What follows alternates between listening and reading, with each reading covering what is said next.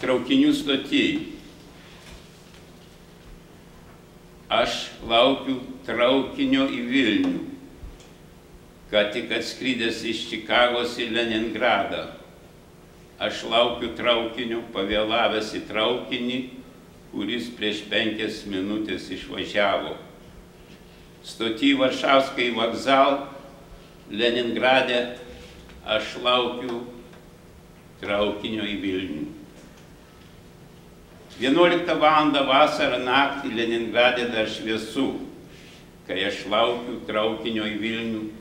Tos baltos naktys Leningrade, saulė beveik nenusileidžia. Tos naktys primena man dienas Čikagoj. Tik aš baisiai noriu miego.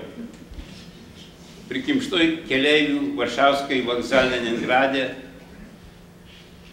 keleiviai dar daugiau ant suolų susispaudžia ir leidžia man atsisėsti.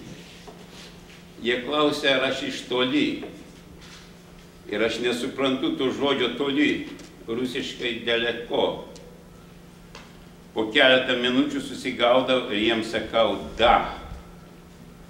Jie patenkinti šypsosi ir jų dantys blizga bliekiniai, aš irgi šypsausi susikalbėjęs. Ir nesigailiu, kad mano dantys ne bliekiniai.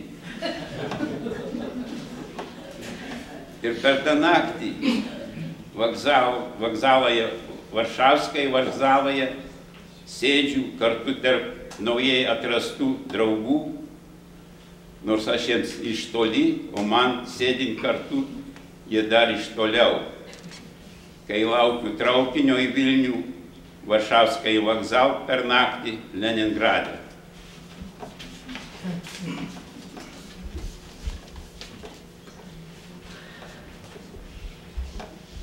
Grįšiu į tėvynę, čia toks, Ta Lietuva toks mielas kraštas, tie miškai, tos pelkės ir tie kaimuose lojantys šunys, ir tas mėlynas dangus, ir tas lietingas oras, kad jie sveikam susopa ar tarytų kūną. Tie žmonės dosnus šeria tave cepelinais ir puikios dainos, kurias dainuoja išgėrę samagoną. Ta tėvynė, tai rojus atskridusiam iš Čikagos amerikonui.